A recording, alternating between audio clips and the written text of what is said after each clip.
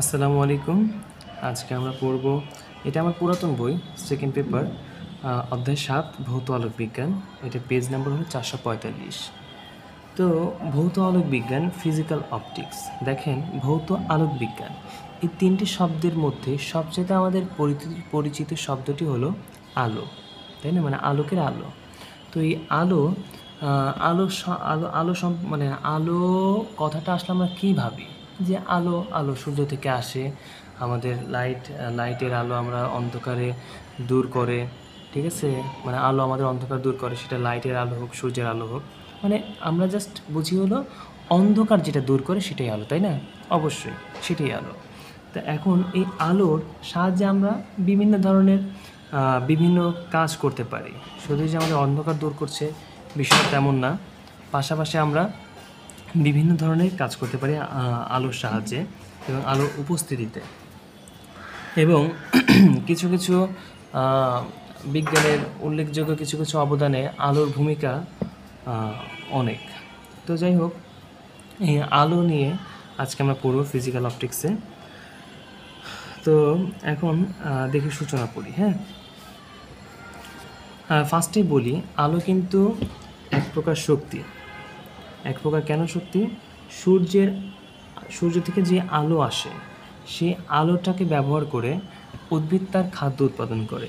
সেই খাদ্যটা তার নিজের জন্য কিছু রাখে এবং কিছু আমাদের জন্য রাখে। সেটা আবার আমরা খাই। আমরা খেয়ে আমাদের শরীরে বল হয়, ঠিক আছে? সেই বলটা আবার আরেক জায়গায় খাটাই। আবার মানে এইভাবে জাস্ট বোঝার জন্য বললাম আর কি, যে শক্তিটা আমরা কোথা থেকে পাই? আলো থেকে পাই। তাহলে আলো থেকে পাচ্ছি শক্তি, তাহলে আলো আমাদের কি প্রবাহ করতেছে, কি প্রোভাইড করতেছে? আমাদেরকে শক্তি। তাহলে আলো এক প্রকার কি? শক্তি। তাইলে আলো এক প্রকার শক্তি, এটা তো আমরা জানতে পারলাম, আলো এক প্রকার শক্তি। এবং এই শক্তিটা তরঙ্গ আকারে চলাচল করে। এই শক্তিটা কী আকারে চলাচল করে? এই শক্তিটা তরঙ্গ আকারে। এখন কি তরঙ্গ আকারে চলাচল করে? তড়িৎ চৌম্বকীয় তরঙ্গ আকারে। এখন তড়িৎ চৌম্বকীয় তরঙ্গটা কি? তড়িৎ চৌম্বকীয় তরঙ্গটা হলো সেই তরঙ্গ, যেই তরঙ্গ চলতে কোনো মাধ্যমের প্রয়োজন হয় না। অর্থাৎ যে সকল তরঙ্গ চলতে কোনো মাধ্যমের প্রয়োজন হয় না, সেগুলোকে বলা হয় তড়িৎ চৌম্বকীয় তরঙ্গ। এবং যেহেতু আলো একটা তড়িৎ চৌম্বকীয় তরঙ্গ, অবশ্যই তাহলে আলোকে মানে আলোর জন্য এক স্থান থেকে অন্য স্থানে মানে চলাচল করার জন্য অবশ্যই মাধ্যমের প্রয়োজন হবে না। অর্থাৎ মাধ্যম ছাড়া আলো এক স্থান থেকে অন্য স্থানে চলাচল করতে পারে, ঠিক আছে? এটাই বোঝানো হয়েছে। আচ্ছা, এই আলো সম্পর্কে সপ্তদশ শতাব্দী থেকে বিভিন্ন বিজ্ঞানীরা বিভিন্ন সময় তাদের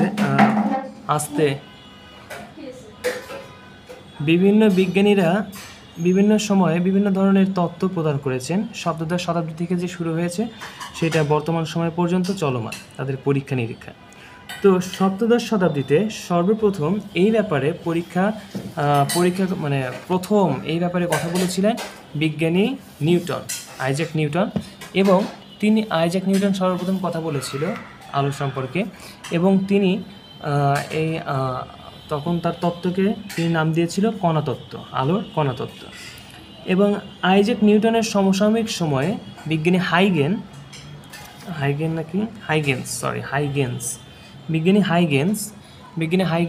আইজ্যাক নিউটনের সমসাময়িককালে তিনি আবার আলোর তরঙ্গ তত্ত্ব, অর্থাৎ এগুলো সব আলোর একটা বৈশিষ্ট্য, ঠিক আছে? আলো সম্পর্কিত বিজ্ঞানীরা বিভিন্ন সময় বিভিন্ন ধরনের মতামত পোষণ করেছিল। তো প্রথমে দিয়েছিল আইজ্যাক নিউটন, পরে দিয়েছিল হাইগেন্স দিয়েছিল তরঙ্গ তত্ত্ব। এবং হাইগেন্সের পরে বিজ্ঞানী ম্যাক্সওয়েল তাদের কিছু ত্রুটি সমাধানের জন্য তিনি আবার কি দিয়েছিল? তড়িৎচৌম্বকীয় তত্ত্ব। প্রথমে দিল আইজ্যাক নিউটন, পরে হাইগেন্স দিল, পরে দিল ম্যাক্সওয়েল। আবার ম্যাক্সওয়েলের কিছু ত্রুটি ছিল, সেগুলো সমাধান করার জন্য বিজ্ঞানী ম্যাক্স প্লাঙ্ক দিল কোয়ান্টাম তত্ত্ব। এবং ম্যাক্স প্লাঙ্কের আবার কিছু ত্রুটি ছিল, সেগুলো আবার পরবর্তীতে মানে আস্তে আস্তে একটা জিনিস একজন প্রদান করছে এবং সেইটাকে পরিপূর্ণতা আনার জন্য পরবর্তী বিজ্ঞানীরা সেইখানে কিছু কিছু অ্যাড করছে। সেটা যে সম্পূর্ণ বাতিল হয়ে যাচ্ছে তা না, সেই ধারণাকে কাজে লাগিয়ে পরবর্তী বিজ্ঞানীরা আর একটু অ্যাড করছে। তো তারপরে আসলো দ্বৈত তত্ত্ব, যা দিয়েছিল টমাস ইয়ং। তাহলে ফার্স্টে দিল কণা তত্ত্ব, তারপরে তরঙ্গ তত্ত্ব, তারপরে তড়িৎচুম্বকীয় তত্ত্ব, তারপরে কোয়ান্টাম তত্ত্ব, তারপরে দ্বৈত তত্ত্ব। এখানে আরেকটা জিনিস আছে, দেখি কোনো কিছু মিস্টেক হলো কিনা। তরঙ্গ তত্ত্ব 2004 কোনো, আচ্ছা তাহলে দ্বৈত তত্ত্ব আছে। আচ্ছা, তাহলে এই পাঁচটা তত্ত্ব আমাদের এই পাঁচটা তত্ত্ব পুরো আমরা কী পাইলাম, মানে আমরা কি ব্যাখ্যা করতে পারি? আলোর প্রতিফলন, প্রতিসরণ, ব্যতিচার, অপবর্তন, এইগুলা। আর আরও আরও আরও আছে, সেটা হলো সমবর্তন। এই যে এখানে লেখা আছে দেখেন 447 পৃষ্ঠার নিচে নিউটনের কণিকা তত্ত্ব। এই যে দেখেন, আমি দেখাচ্ছি 447 পৃষ্ঠার নিচে দেখেন নিউটনের কণিকা তত্ত্ব, হাইগেনের তরঙ্গ তত্ত্ব, ম্যাক্সওয়েলের তড়িৎচুম্বকীয় তত্ত্ব এবং পরবর্তী পৃষ্ঠায় আইনস্টাইনের কোয়ান্টাম তত্ত্ব। এখন দেখেন এই চারটা তত্ত্ব দ্বারা কী কী আমরা পরীক্ষা করতে পারি, মানে কী কী প্রমাণ করতে পারি বা কী কী ব্যাখ্যা করতে পারে, সেটা হলো নিউটনের কণিকা তত্ত্ব দ্বারা ব্যাখ্যা করতে পারে হলো প্রতিফলন, প্রতিসরণ ব্যাখ্যা করা যায়, কিন্তু ব্যতিচার, সমবর্তন, অপবর্তন, বিচ্ছুরণ এগুলো কিন্তু ব্যাখ্যা করা যায় না। এখন ব্যতিচার, অপবর্তন, সমবর্তন, বিচ্ছুরণ এগুলো কি, সেই ব্যাপারে পরবর্তীতে কথা বলবো। এখন প্রাথমিক ধারণা অনুসারে যতটুকু বলা দরকার আমি ততটুকুই বলবো। এইটা যে বলবো না তা না, শেষের দিকে মানে ভেতরে যাব তখন আস্তে আস্তে বলবো। তারপরে হাইগেনের তরঙ্গ তত্ত্ব, ফার্স্টে দিল নিউটন দিল কি কণিকা তত্ত্ব বা কণা তত্ত্ব, তারপরে দিল হাইগেনের তরঙ্গ তত্ত্ব। এই তত্ত্বের সাহায্যে প্রতিফলন, প্রতিসরণ, ব্যতিচার, অপবর্তন ব্যাখ্যা করা যায়, কিন্তু সমবর্তন ব্যাখ্যা করা যায় না। এগুলো কিন্তু আপনারা একটু মাথায় রাখবেন যে হাইগেনের তরঙ্গ তত্ত্ব এর মাধ্যমে আমরা কি কি ব্যাখ্যা করতে পারবো আর কি কি ব্যাখ্যা করতে পারবো না। তারপরে আছে ম্যাক্সওয়েলের তড়িৎচুম্বকীয় তত্ত্ব। এই তত্ত্বের সাহায্যে আলোর সমবর্তন ব্যাখ্যা করা যায়, কিন্তু ফটো তড়িৎক্রিয়া ব্যাখ্যা করা যায় না। অর্থাৎ এখানে জাস্ট নিউটনের কণিকা তত্ত্বে ব্যাখ্যা করা যেত প্রতিফলন, প্রতিসরণ, হাইগেনের তরঙ্গ তত্ত্বে ব্যাখ্যা করা যেত প্রতিফলন, প্রতিসরণ, ব্যতিচার, অপবর্তন, চারটা, কিন্তু সমবর্তন ব্যাখ্যা করা যেত না। ম্যাক্সওয়েলের ক্ষেত্রে আবার ওগুলা সমবর্তন, এই তত্ত্বের সাহায্যে আলোর সমবর্তনও ব্যাখ্যা করা যায়, কিন্তু ফটো তড়িৎক্রিয়া মানে ওই চারটা সহ সমবর্তন ব্যাখ্যা করা যায়, কিন্তু ফটো তড়িৎক্রিয়া আবার ব্যাখ্যা করা যায় না। এখন 4 নম্বরে আইনস্টাইন এবং বিজ্ঞানী ম্যাক্স প্লাঙ্ক দুজনেরই, মানে ম্যাক্স প্লাঙ্ককে দিয়েছিল কোয়ান্টাম তত্ত্ব, সেটার আবার কাটসাট করে আইনস্টাইন আবার একটু মার্জিত করেছে। তো এই তত্ত্বের সাহায্যে কৃষ্ণ বস্তুর বিকিরণ, ফটোতড়িৎক্রিয়া ব্যাখ্যা করা যায়, ঠিক আছে।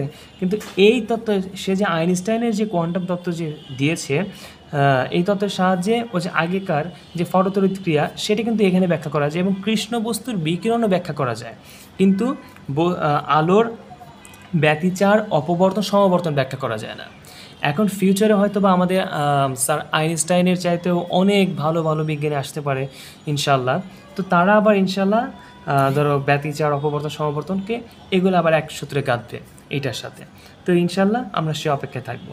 তো অর্থাৎ আমি যেটা তোমাদেরকে বোঝাতে চাচ্ছি সেটা হচ্ছে যে আলোকে বোঝার জন্য সপ্তদশ শতাব্দী থেকে বিজ্ঞানীগণ কী করেছে, এক একটা বিজ্ঞানী তার মানে সমসাময়িক সময়ে সে এই আলোকে নিয়ে কাজ করেছে এবং তার কাজের অর্থাৎ তার যে গবেষণার প্রাপ্ত ফলাফলের উপরে আলোকে বিভিন্ন তত্ত্বে সে আলোকে মানে সংজ্ঞায়িত করেছে।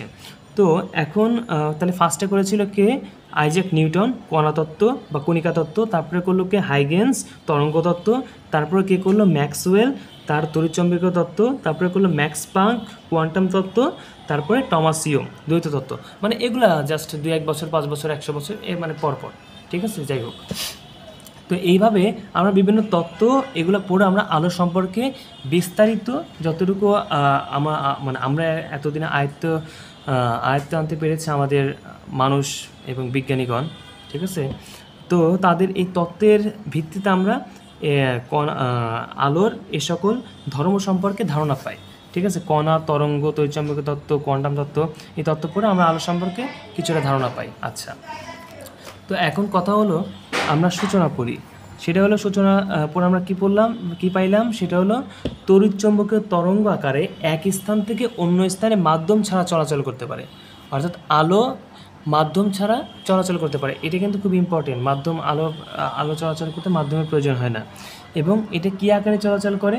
তড়িৎ চৌম্বক তরঙ্গ আকারে চলাচল করে এক স্থান থেকে অন্য স্থানে। আচ্ছা, তারপরে আলোর প্রকৃতি ও আচরণ ব্যাখ্যায় কণাতত্ত্ব, তরঙ্গতত্ত্ব, তড়িৎচৌম্বকীয় তত্ত্ব, কোয়ান্টাম ও দ্বৈত তত্ত্ব উদ্ভাবিত হয়েছে।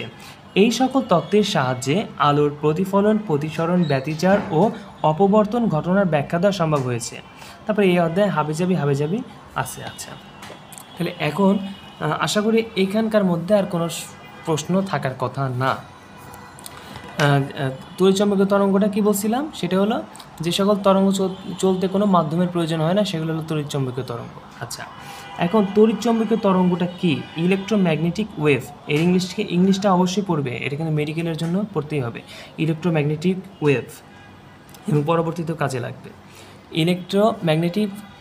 ইলেকট্রোম্যাগনেটিক ওয়েভ, তড়িৎচৌম্বকীয় তরঙ্গ। আচ্ছা, আলো এক প্রকার শক্তি, সেটা তো প্রথম থেকেই বললাম, আলো এক প্রকার শক্তি। স্বাভাবিকভাবে প্রশ্ন জাগে যে এক স্থান থেকে অন্য স্থানে আলোর শক্তি কীভাবে স্থানান্তরিত হয় এবং শক্তির বিস্তার কীভাবে ঘটে। এটা তো আসলে প্রশ্ন জাগে, তাই না? যে এক স্থান থেকে আলো আরেক স্থানে কীভাবে স্থানান্তরিত হয়। হ্যাঁ, মানে আলোর শক্তি কীভাবে স্থানান্তরিত হয়, সেটা হলো তরঙ্গ আকারে। ওই যে তরঙ্গ কী করে, আমি যে বললাম, তরঙ্গ এক স্থান থেকে অন্য স্থানে শক্তি সঞ্চারিত করে। শক্তির বিস্তার কীভাবে ঘটে? শক্তির স্থানান্তর প্রক্রিয়া সম্পর্কে, সপ্তদশ শতাব্দীতে দুটি মতবাদ উপস্থাপন করা হয়। বললাম না যে তোমার হলো কি বলে, নিউটনের সমসাময়িক সময় আবার হাইগেন্স একটা তত্ত্ব প্রদান করেছিল। এই সকল তত্ত্ব আসলে কেন প্রদান করা হয়েছিল? আলো সম্পর্কে জানার জন্য। এবং এই তত্ত্বকে মানে ভাঙায় আবার আরও অনেক তত্ত্ব পরবর্তীতে আবিষ্কার হয়েছে, সেটা তো বললামই।